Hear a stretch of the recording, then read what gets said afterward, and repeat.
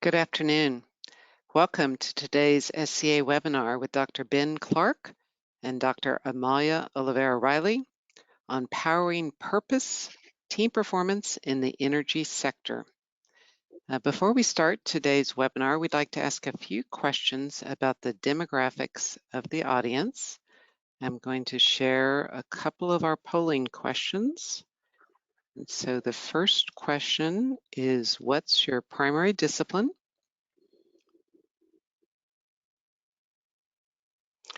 We're starting to receive responses now. Looks like there's quite a few geoscientists in the audience. Most of you have voted, so I will close and share the results. 33% geoscience, 33% other, and then 11% in each of the categories of petroleum engineering, facility engineer, and petrophysics. So let's go to the next polling question. How many years of full-time experience do you have in the upstream oil and gas industry? Results are coming in now.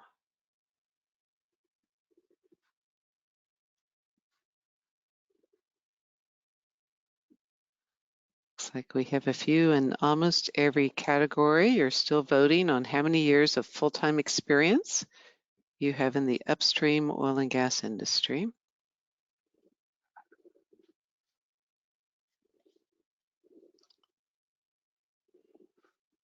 Okay, most of you have voted, so I'll go ahead and close that poll and share the results. We have 18% with less than 1 year. We have 36% in the 11 to 20 years, so that's the largest group. 18% at 21 to 30 years, and 27% with over 30 years. So before I introduce Dr. Ben Clark and Dr. Amalia Oliveira-Riley, I'd like to remind the audience that you are muted, but you can ask questions during the presentation using the GoToWebinar question feature, and we'll cover the Q&A at the end of the presentation. You will be anonymous, and we may also have opportunities for you to post answers to questions in the Q&A feature. So I'm going to share my slides. Let me make sure.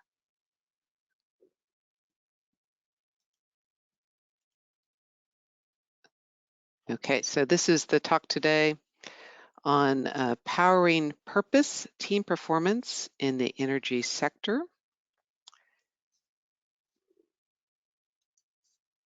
We're not seeing your slides yet. Okay, let me try sharing them again.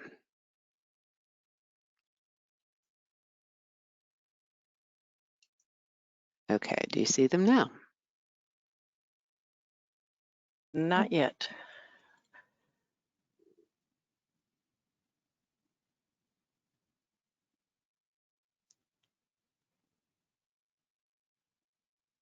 There it is. Great. So powering purpose, fueling team performance in the energy sector with Dr. Amalia Oliveira-Riley and Dr. Ben Clark. Amalia brings 30 years of experience in the oil and gas industry to us. She has worked with a number of operators, including Exxon, Mobil, Repsol, and Tullow Oil. She's worked on 5 continents in more than 40 countries, and she's been involved in a number of activities in the energy industry around the world.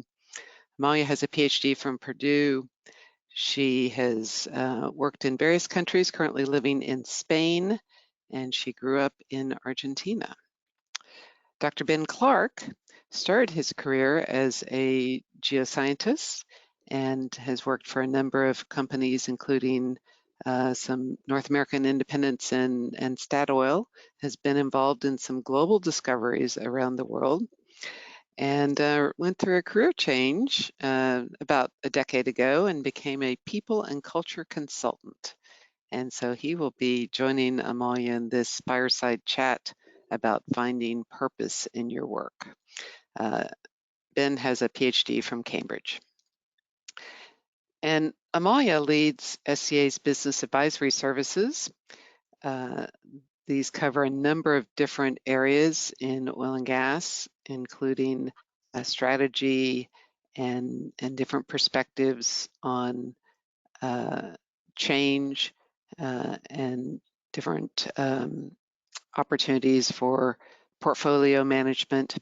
And so you can go to SCA's website for more information about business advisory services. We have several free webinars that are scheduled throughout the year.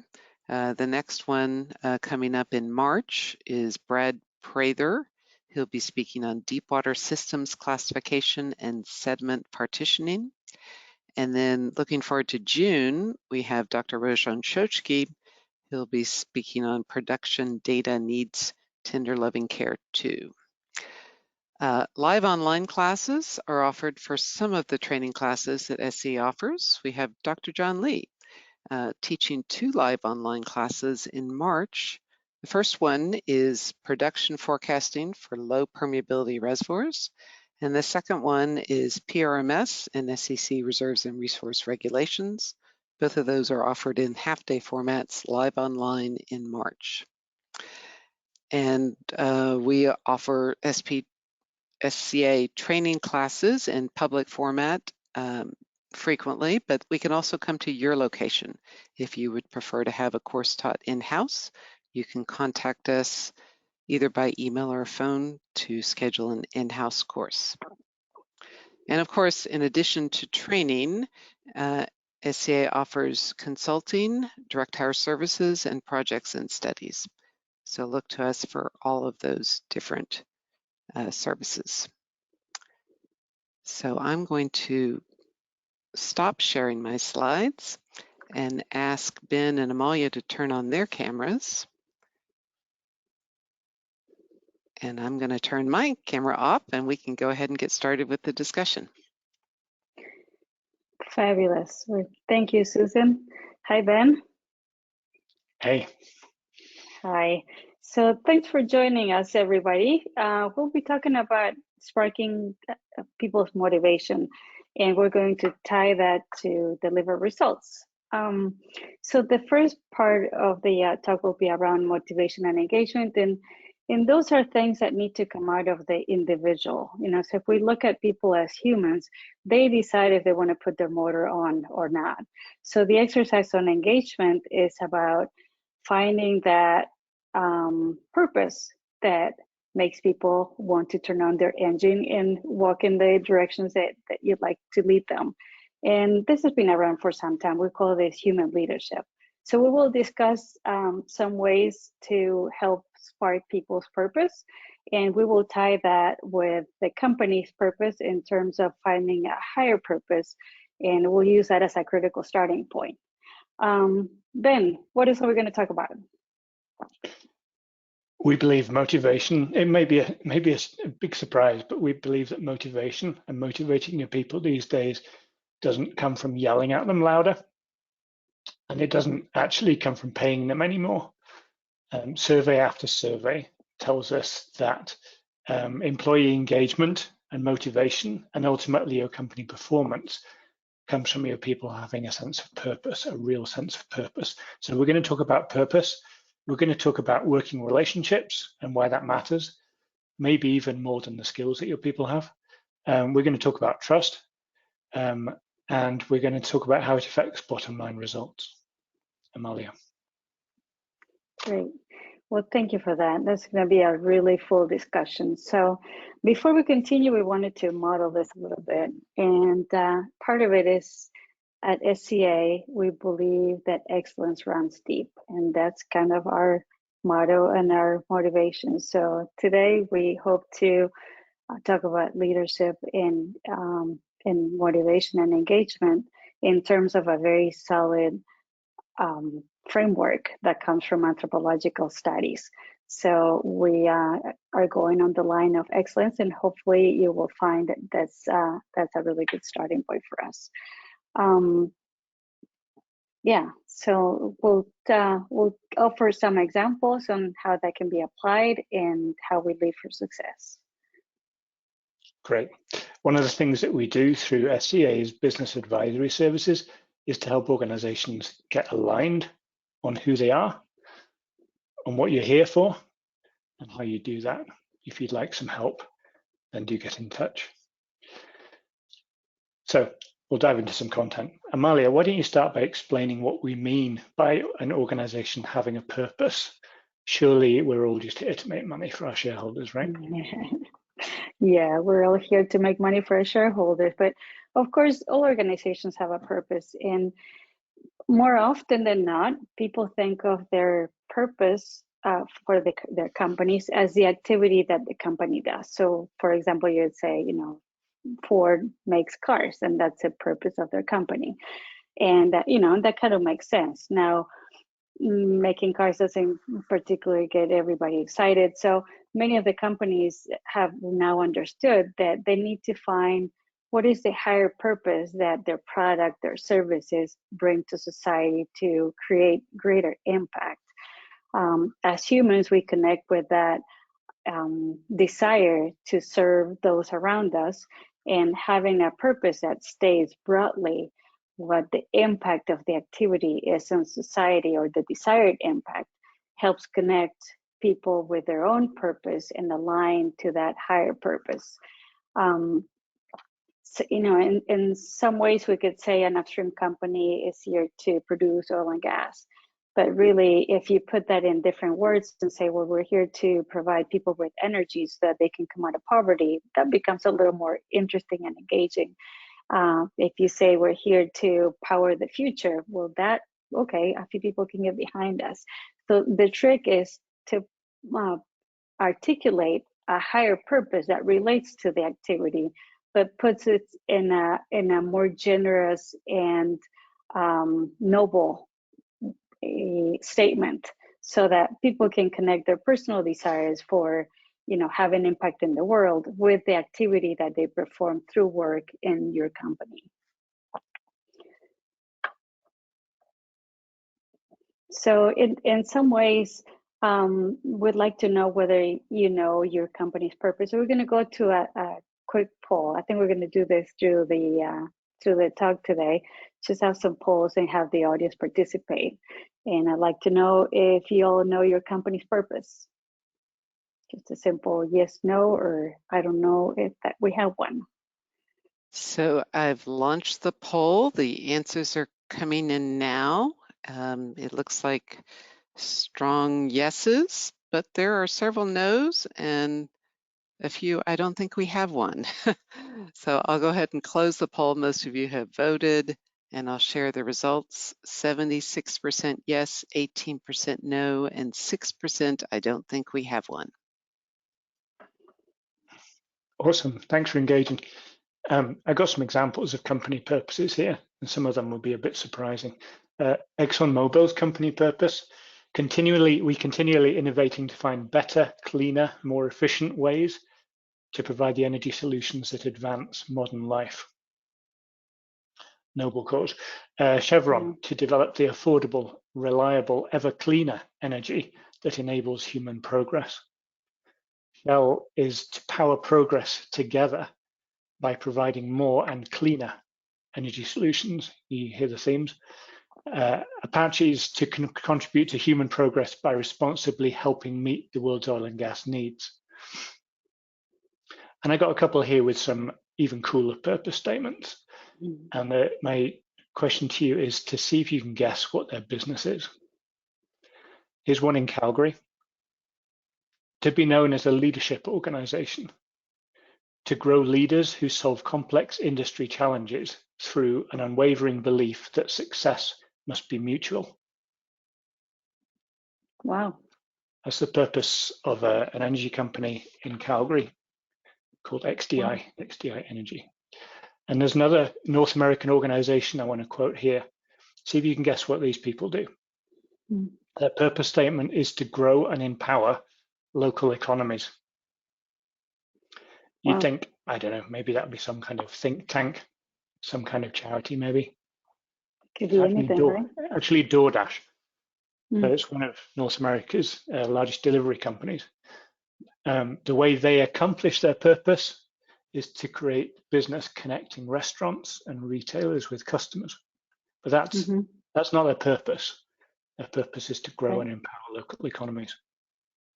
Right, so that's a great example, right? The why is not the what they do. So really great examples, Ben. So thanks for sharing those. I think that really illustrates the point, you know. Yeah, excellent. Go for it. Well, so there's a different way of talking about mission, you know. So how do we translate this mission for the company into purpose? And how do we apply this to the ground? So we may have a really great statement on, you know, want to power the world and solve poverty and, you know, and fuel economies, right? But then how do you bring this down to your team? And I think this is the point where people want to be part of this heroic group that does great things. And some of the iconic leaders that we all know, you know, Bill Gates or Steve Jobs or Elon Musk are really geniuses at doing this. And they engage not only their workforce, but the whole public to back their companies with this inspiration. So this is no, you know, nice to have or only for the softies. This is really what makes great companies go. I know some companies call this the goat rodeos, you know, those special missions that are only for the few that are very courageous to dare get on board with this.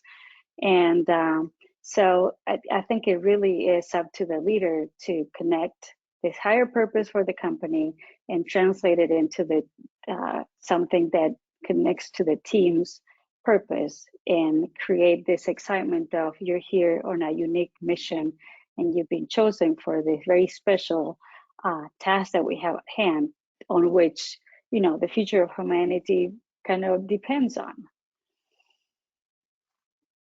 Cool, thanks for sharing that. Let's do another poll. We love a bit of data here. So the next one is going to ask you how important it is to have meaning in your work. So I just launched the poll. The answers are coming in now. Quite a few are saying it's quite important or it's essential. Those are the two most popular answers so far. No one is saying, no, I'm here for the money. All right, I'm going to go ahead and close this poll. Most of you have voted, and of the 5 responses, we only had 2. 63% at quite important, it's in my top 3 requirements, and 37% yes, it's essential to me.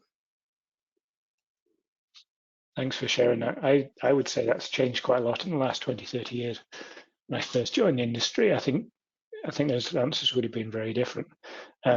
And as we said at the beginning, it's increasingly important. We see in survey after survey that having meaning at work is now almost as important as how much you get paid. Let's move on. Amalia, you've covered some of what we were going to talk about here.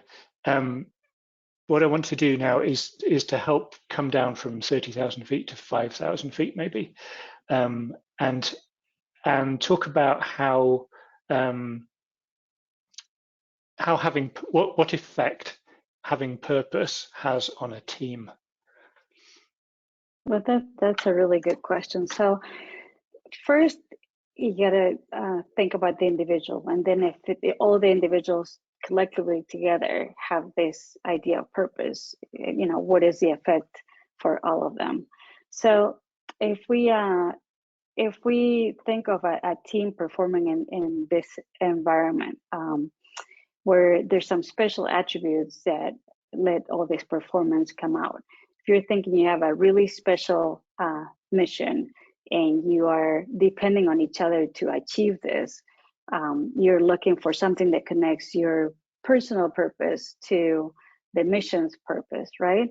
And as you connect with that, then you pour this energy completely into work, and that unleashes your creativity. So there's this process of I'm not here for the money. I'm here because I think this is a very important thing to do, right? Which is what the poll kind of said.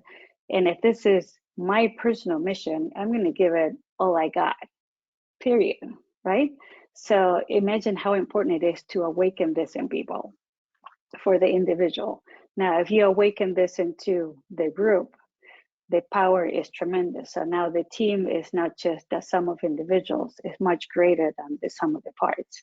And I think this is where people start to bring their whole selves at work. And that's really important, because what makes the individuals who they are is that whole set of circumstances. So now if you bring your whole self, then you start to create bonds that go beyond the intellectual relationship of people at work. And now we're all accountable for making things happen. So there's a lot of really strong energy that gets unleashed once you connect that person's purpose. And I'm here because this is the most important thing I have to do with my life, is to contribute to this mission, right? And now I'm surrounded by people that think alike and feel alike about this mission. That's powerful. Awesome. We're going to go to another poll. And so this next one's about whether you've ever been part of something like that. Have you ever been part of a team where you felt you were free to bring your full talent to the table? Not just your geo skills, not just your engineering skills, but your full authentic self to the table. So responses are coming in. This is just a yes or no answer, so it should be pretty easy. Looks like the yeses are in the lead, as we are almost all of you have voted. The majority have voted now, so I'll go ahead and close the poll and share. And it's 65% yes, 35% no. Cool. Thank you. Interesting. So we're going to go to another set of questions, and we're going to ask you to use the Q&A box here on the webinar, and type in there one element that made that team special. One element that made that team special when you could bring your whole self.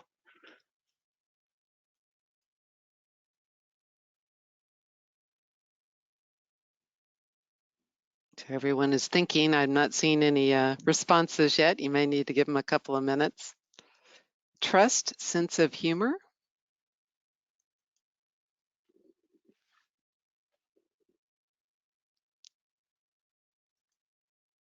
Time to devote to a task without being sidetracked. So we're not getting one word answers, but I think we're getting some answers. Good. All good. Common interest. Trust. Open dialogue and communication.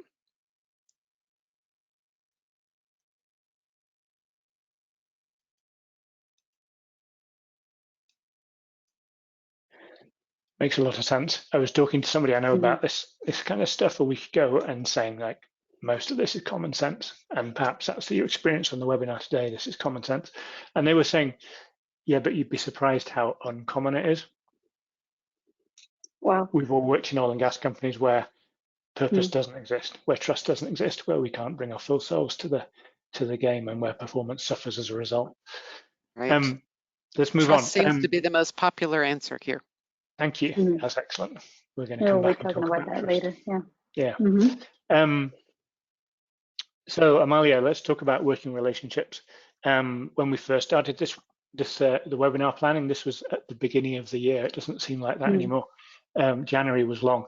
But as you look ahead into 2024, what do you think is required in our working relationships this year? Well, that's an excellent question, Ben. So I think over the last 30 years, there's been a shift as more and more we recognize that motivation for work is beyond intellectual. Like more and more people want to do professional work as a personal development opportunity. So people are looking for opportunity for work to be part of their lives. We used to think, okay, well, I'll go work and then I live the other hours outside of work, and I go have fun, play with my family, whatever I want to do. Now, more and more people are thinking of work as an integral part of their life, a place where they develop themselves, where they grow, where they spend significant time, and therefore a place where they build significant relationships. And in these relationships, they're looking to be appreciated for all that comes with them, not just because of their, bright minds and the work they can do well, but they want to be able to talk about their dog, their friend, their spouse, their partner, their children, and that be part of what makes the workplace a place that you feel comfortable in, a place where you can show, who you are and bring all of you. That's really important because really your personal circumstances make you who you are, right? You wouldn't be the same person if you didn't play the flute, or if you, didn't like nature, or if you weren't struggling with a difficult relationship at home, or taking care of someone who's sick. All of that that's going on in the background outside of work is giving you tools to be the person you are at work. So I think it's just really healthy that we are finally uncovering that we need to bring all of that to work, in the sense of allowing that to be the norm. If we can enable those conversations, allow people to bring what they bring, then they can dive into their creative mode. Creative mode doesn't get sparked and doesn't get engaged unless you're able to be relaxed. And to be relaxed, you need all of those things to be accepted as part of work. So as we're looking to 2024, relationships are becoming more critical than ever, and not just work relationships, but true relationships where it's person to person, embracing what all we bring to the table. Yeah. Thanks for sharing all that. It's like, I don't feel that old, but at the start of my career, I remember very clearly being told to leave my feelings at home. I remember you may have all this stuff going, even 10, 15 years ago, I was being told you got all this stuff going on, but actually you're here to do a job. We expect you to just get on with it. There was a lot of pressure to look professional, Right. To pretend almost that we had it all sorted out. We just show up at work in full social media mode, where we just show the best part of ourselves. I think that leads to inauthentic working relationships. And when there's inauthenticity, I think that compromises our ability to work together. Absolutely. I can agree more. Somebody's not, why would you? It doesn't work. So I think things have changed, and things are changing very quickly. We love polls. We've got another one here. We're trying to, the point of it is not just the data. We're trying to keep you guys engaged through this, so it's not just talking heads on the screen. But we've got another poll here for you, just to help us understand what the status is in your world. So this question asks, what proportion of your team do you know something about, like beyond what they can do, more about who they are? Maybe you know their spouse's name, maybe you know what their kids like doing.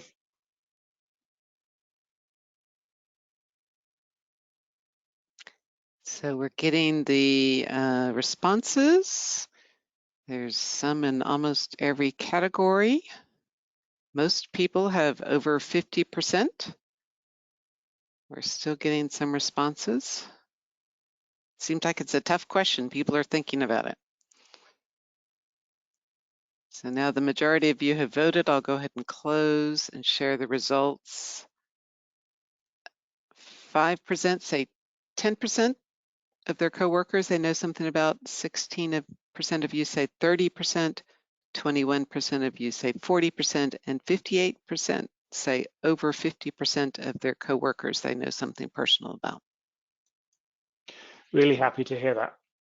Those are results that we didn't expect to find. I think things have changed substantially in the last few years, even. But glad to hear that. you feel a bit more connected with the people that you work with. So we started off talking at 30,000 feet about organizational purpose, having these grand noble causes that companies put out and aspire to, actually kind of moving humanity on rather than just drilling for oil. We brought it down to 5,000 feet and we talked about how you might lead teams and build teams to deliver that purpose, to keep your people engaged. Now we're going to go on land the plane, talk about how individual relationships help build the workplace of the future. So Amalia, before we go on, how would you describe the workplace of the future and how our work is shaping that?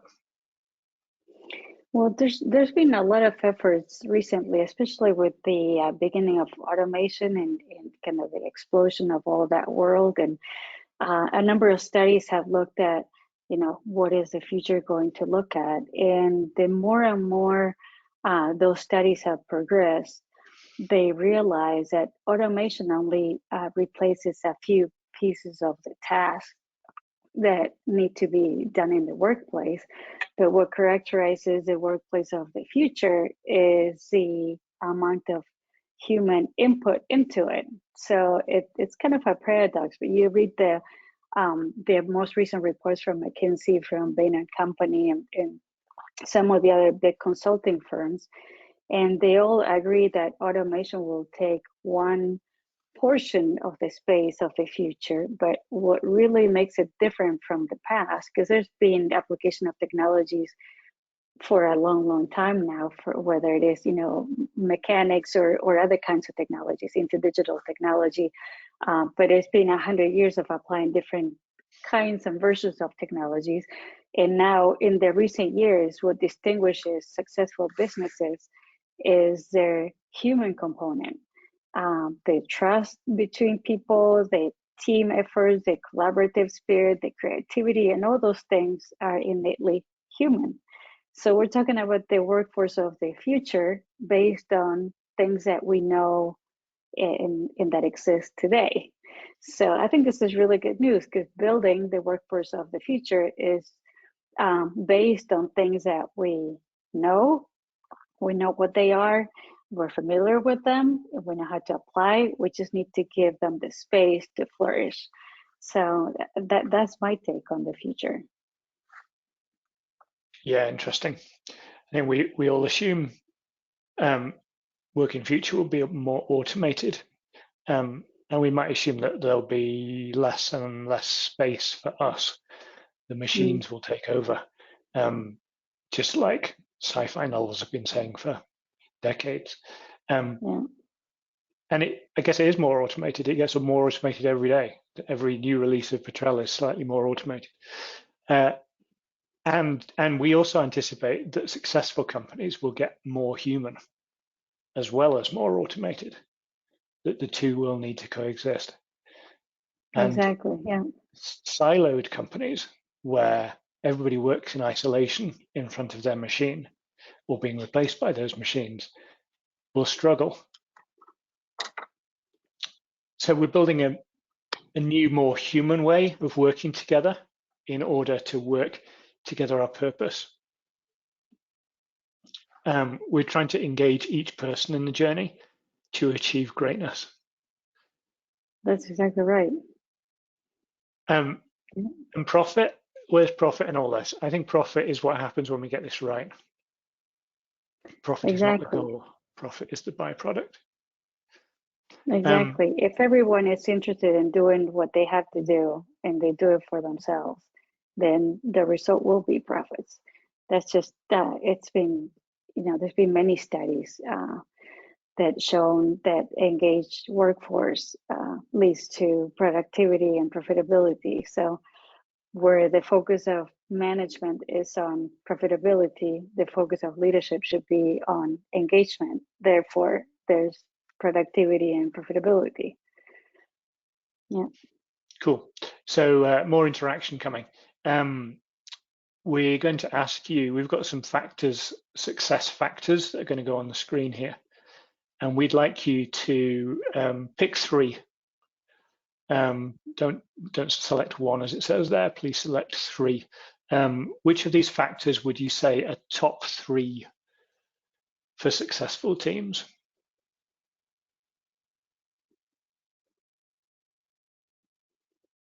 Yeah, it's good to see what everyone's views are. So Contrast, responses compare, and are share.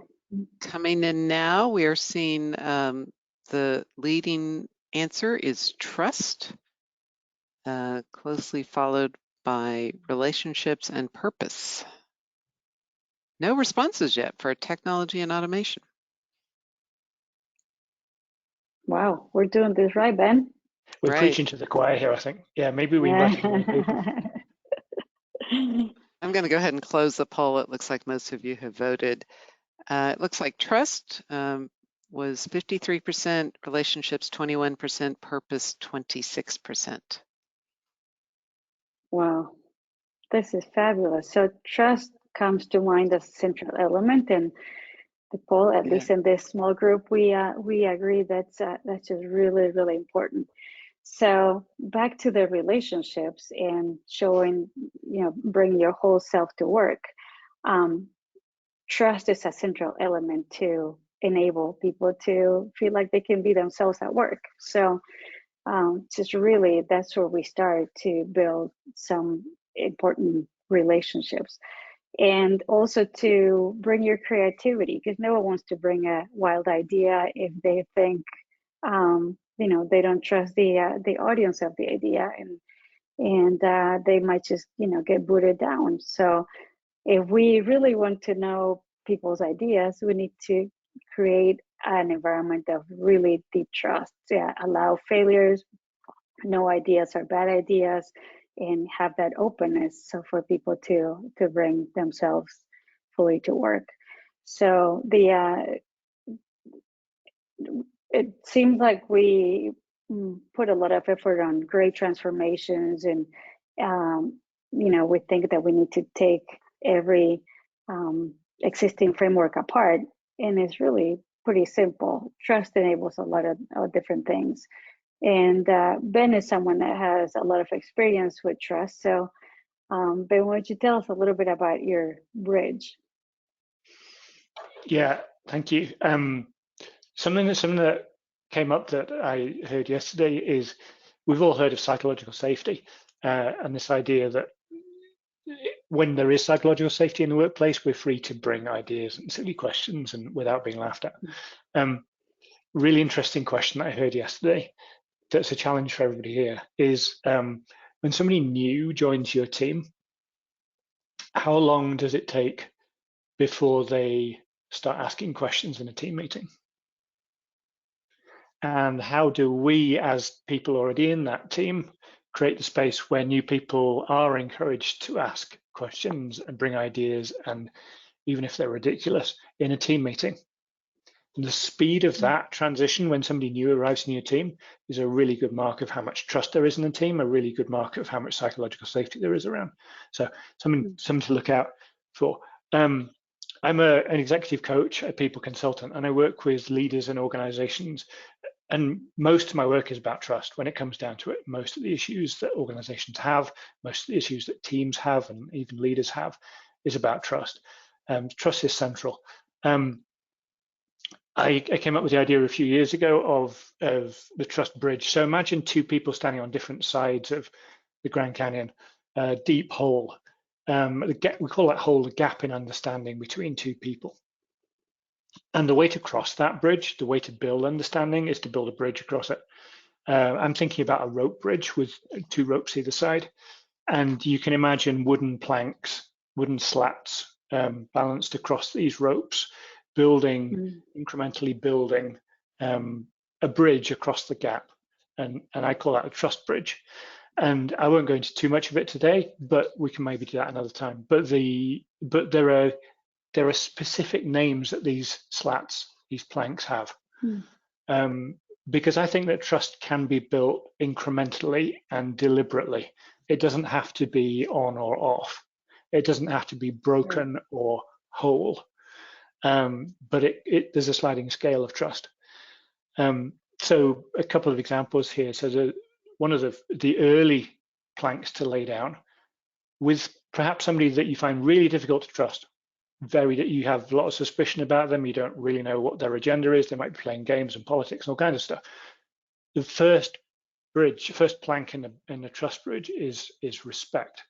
So you might think, yeah, okay, well, so I can show respect to somebody before I trust them.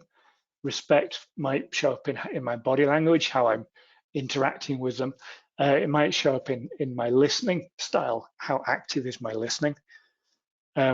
It might be showing up in, I can show respect by waiting for my turn to talk, by asking their opinion, by asking their advice, by quoting them in conversations, Right. just like Patrick said.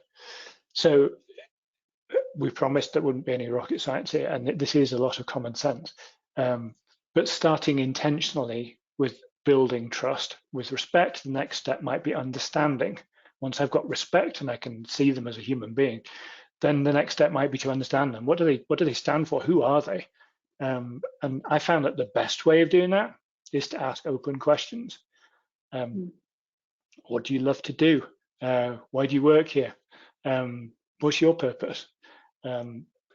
Asking open questions is a great way to understand the other person. So once I'm on the understanding slat on the bridge and I'm working my way across the Grand Canyon, the next step might be support.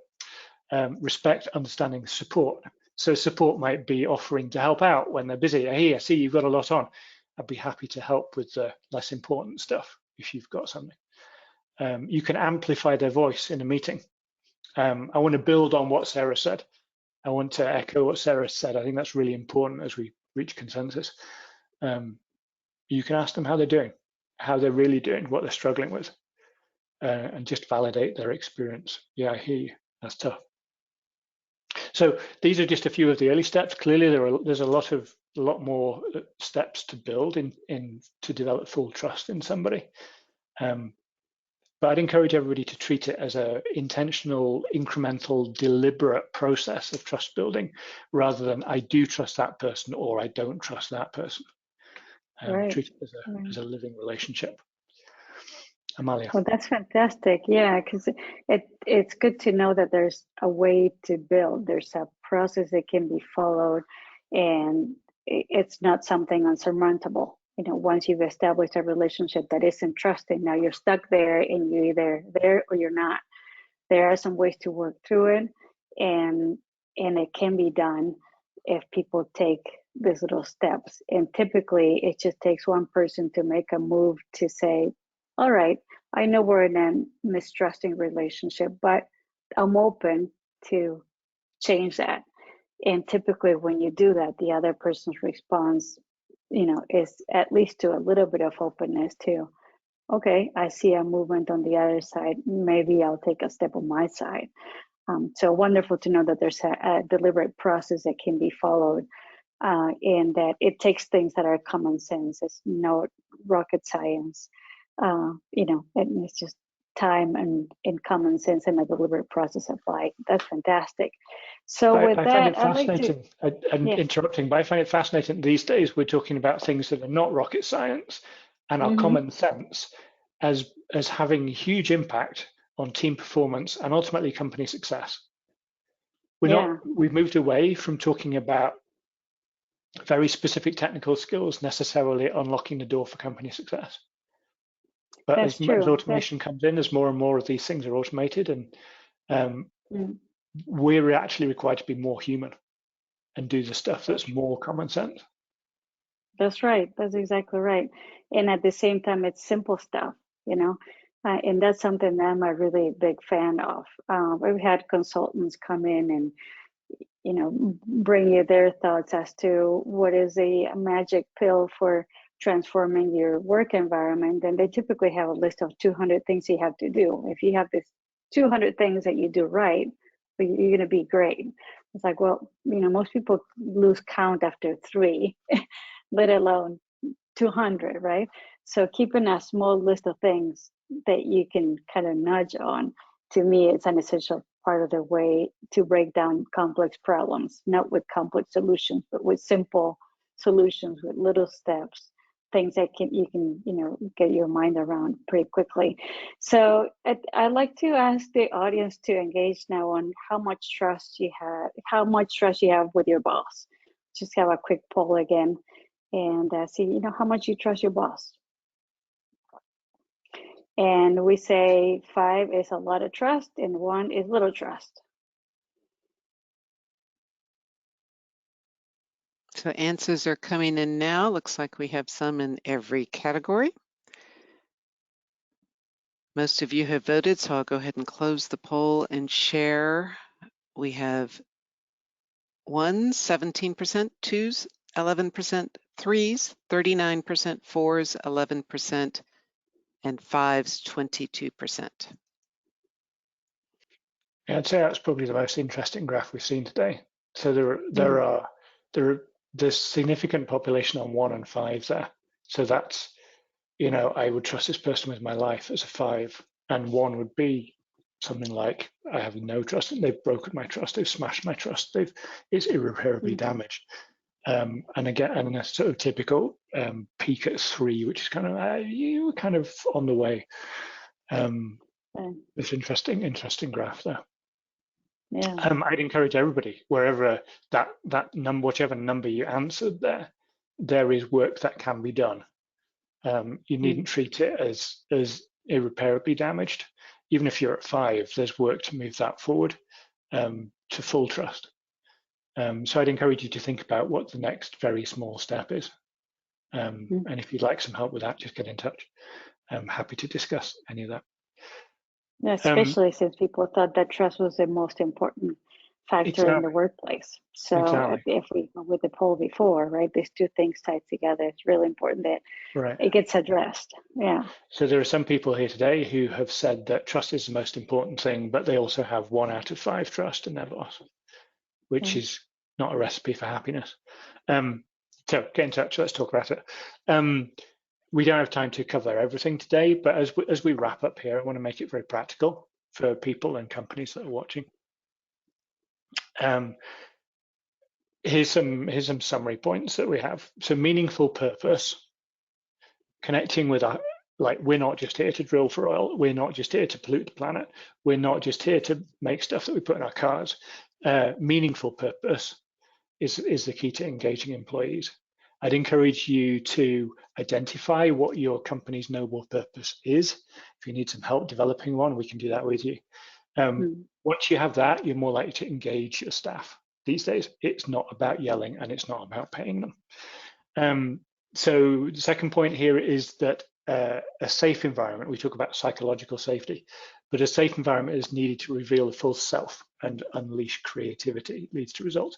Basically, the more permission you give for your people to be real, the more they're going to bring innovation, the more they're going to bring ideas, suggestions, criticism, things that will help you move on and become more successful as an organization. It's actually okay to open the gate. Meaningful relationships, third, meaningful relationships and trust are key. So people have teams have psychological safety when teams know and trust each other. And so focusing on small things that you can do to build trust with one other person in the team helps build a team psychological safety, which means new people are going to bring their ideas, which you can see the point.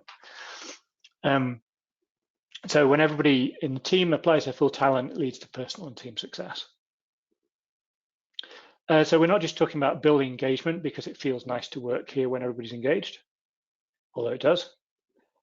Team performance increases when we focus on the 3 topics that we talked about today: higher purpose, relationships, and trust. So leaving, Amalia, I interrupted you again. Sorry, what were you going to say? No. I think that's a great summary you put together. So fantastic. Thank you for sharing that in such succinct words. Cool. We have a script, and it's also nice when we demolish the script. I wanted to ask you, Amalia, if you've got some examples here. You've been around the world, you've worked in 5 continents, which is like everywhere apart from Antarctica. Have you got some examples of where you've seen this work? Yeah. Well, I'll share just one, and then we'll leave some time for questions. And I smile because I actually have been in Antarctica, but that's a story for another time. So, anyways, that was pre-industry work, so no big deal. I think one of the coolest stories that I have in terms of defining a higher purpose was with our work in when I was at ExxonMobil with starting this project in Argentina. So Argentina had a high need for gas, and suddenly they found themselves importing gas from LNG at that time. That LNG was about $20 a cubic meter, and so suddenly their balance sheet started to look really bad really quickly, and they had huge reserves of unconventional gas. And this is in 2010, when unconventional gas developments were not quite as common. So for our team to tie the purpose of go find acreage in Argentina to develop unconventional gas in a country that didn't really have that technology developed yet, or that way of exploring and producing yet, and with the impact that that would have on the country in terms of the balance sheet and making their economy better, was a really great way of motivating the team, so that our work was tied to bringing good to a whole country. So that's one example that I'd like citing in terms of bringing this higher purpose and connecting it to people's work. Love it. Thank you. Thanks for making it a bit more real. We're scratching the surface here. We know we are. This is simple and not common, and common sense, and also not common. And we're limited in time here. So as I said, we'd love to continue the discussion afterwards offline. It's time to finish up for the webinar. We're here to help. We're here to share our experience. SCA's purpose, which includes the phrase excellence that runs deep. We'd love that to also run deep in your organization. So contact us if you'd like some help with that. Thank you for your time. Thank you for being here. I'd like to turn back to Susan to have a look through some of the questions that came up. Great. I want to remind our audience that you are muted, but you can ask questions using the GoToWebinar question feature. And I believe the first question is for Ben. Ben, what is your lovely dog's name? I could see him in the background. He kind of has this habit of asphyxiating himself over the edge of the bed. That's Bailey. He is an Italian water dog who hates water. He will literally walk around puddles on the street. Excellent. Well, I think these are opportunities for us to build those relationships when we get to know stories about our families, including our pets that are part of the family. So tell us about how a leader can address the challenge when they feel that trust has been lost. What suggestions do you have in a case of broken trust? So I think, Ben, you have lots of experience on this one. I'd like to hear your thoughts first. I say that leaders go first. Leaders go first in a lot of things. And one of the things they go first in is vulnerability. And I don't know if it's the only way of rebuilding trust when trust has been smashed up in a team, is for a leader to be real and hold their hands up and admit that as the leader, they own responsibility for trust in the team, and they've let it drop or they've broken it. Sometimes, obviously, there are big things that happen that break trust. Sometimes you'll need help from an HR department to help you navigate some of that. Sometimes they are small things that are misunderstood. But rather than a leader kind of waiting for somebody else, or we've misunderstood something, I'm not sure even if I trust them anymore. For me, it's always up to the leader to go first and say, I feel like I might have dropped the ball a little bit with my comment the other day, was assuming that you don't know how to do that when you did. We're assuming a lot of broken trust is about assumptions. Let's face it. So I would say the first step is for the leader to own their role in the fact that trust has been broken. And it's not necessarily that the trust bridge is totally smashed up, but it might need repairing. So focusing on what the slats are, and I mentioned 3 today. So respect, understanding, and support. So it doesn't hurt if you think trust needs strengthening and building to go right back and say, make sure I'm showing respect to people in my team, like really. Make sure I understand who they are. Like, what if I ask, I might have worked with them for 10 years, we've broken trust. What happens if I just ask some open questions like, how much snow did you guys get this weekend? Or, we go back to the weather, holiday plans, but simple, low stakes way of building trust and understanding. And then how can I support them more?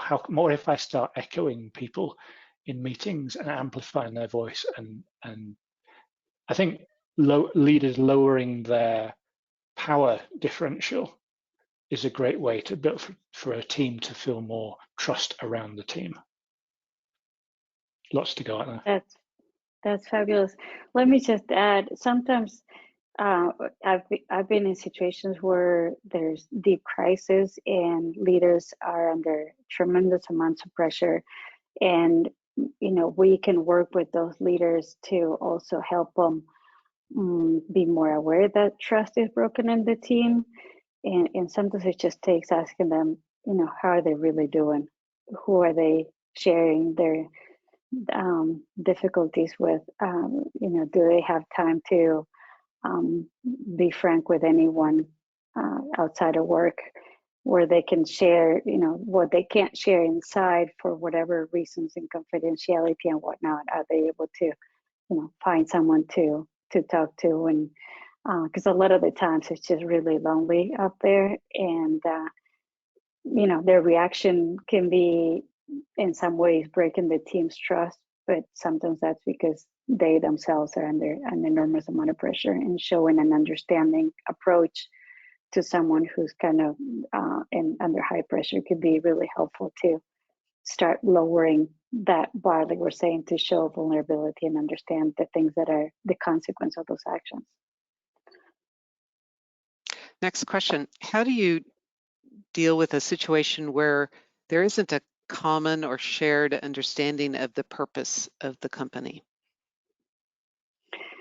That's a really neat question, Susan. And part of it is sometimes we get so in such a hurry to go do things that we forget to ask everybody or inform everybody why we're doing it. So that's an easy one to fix in my mind, in having a bit of a powwow and having people share what they think their purpose is for their department or for their team or for their activity. And you'd be surprised the variety of things that come out, and the richness of that discussion in terms of some people may find purpose in other people's answers as well. So I think there's a huge amount of enriching exchange that can happen. So I think that's a fairly easy one to address. Do you have any other thoughts, Ben? Would you like to add anything? Well, I noticed, when we were reading through the super majors purpose statement stuff, I think it's quite easy for normal teams to feel a bit disconnected from like moving humanity forward. And I think that's probably a mistake that senior managers have made in oil and gas companies, is keeping their technical people sort of apart from the human impact. I'd have a challenge for those managers. Like, what if you engaged your technical teams in human interaction in new countries that you're investing in and exploring in? What if we started to remove that barrier? What would be the impact on motivation? Next question. What if there is a merger taking place and there's misalignment between the purposes of the two entities being merged? Amalia, you wouldn't care to experience this, would you? Yeah, I've had a few of those in my career, and I think that's quite often what happens. The new company has to find a shared identity, a new identity, because part of the merger is to somehow enrich the business to some extent or for some particular purpose. So there's never going back to a single company's purpose, and neither a fully dominating purpose. So when that happens and the merger doesn't really happen, you have an agglomeration of people working in different systems at the same time. And then at some point, a lot of the people would leave because they can't find themselves neither in the old company or the other old company or in the new one. So reformulating a new shared purpose for that new entity is something that has to be a prime occupation of the merger activities. And it has to be openly discussed and shared and understood up and down, particularly understanding the things that we're not going to compromise. So if there are heritage values or core identities that each of the previous companies have that can be found as a continuity, that's really helpful for people to kind of find their bearings. Okay, well, things are going to change, of course, but not everything is going to change. And integrity is going to continue to be a core value for our new company. So let's just focus and find those few things that are the continuity. And the continuity doesn't have to be huge and 100%, but if it's 10% and everybody can get, around that one piece of continuity, that puts a little base to start building into what's shared instead of what's different. I have one more teamwork question. How to keep a team from burnout in constant high pressure environments and at different stages of their careers when it comes to work-life balance? No, that's a really good question. I think part of that, if there's a lot of high activity and high pressure, we have some issues on prioritizing or in communicating the priorities, because that status is just not sustainable for the long term. So we either need more resources or we need to figure out what's really important and make sure that employees understand what is really important, so that they're not working on things that are not important and creating themselves at high pressure and high levels of burnout. And then in terms of the different stages of career and balance, I think everyone needs a balance. And that balance, I love a book by Matthew Kelly that is called actually Balance Off. And he says balance doesn't exist because we pour ourselves towards certain projects and we want to give it full attention for as long as we have other opportunities along the way to pour ourselves into the other parts of our lives that require that. So he was kind of the anti-balance and call it having opportunity to devote fully to the things that are important to you at different times. But I think it's important to recognize that every stage of the career needs that balance, and there's not anyone that needs it more than others.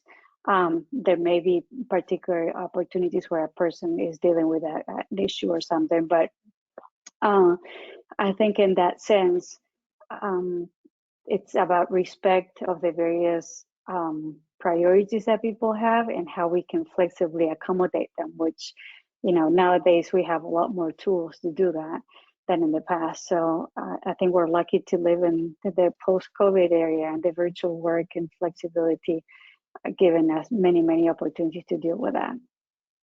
One more question. How would you strengthen the team collaboration, trust, and resilience? Ben, you want to go at this? Not small questions, are they? Yeah. Like 3 minutes after the top of the hour. That sounds like another webinar all by itself. I would like, if answering it in 30 seconds, start small, be intentional, do less, talk more. But yeah, I'd want to come back and have like a half-hour run at that question, perhaps next time. That sounds like a future webinar. Well, we are at the end of our time today, so I really thank the audience for their questions. Later today, you'll receive a link to a recording of today's webinar, an evaluation form, and a link to SCA's website with more information about business advisory services led by Dr. Amalia Oliveira Riley. Thanks for joining us today. Goodbye. Thank you all. Bye.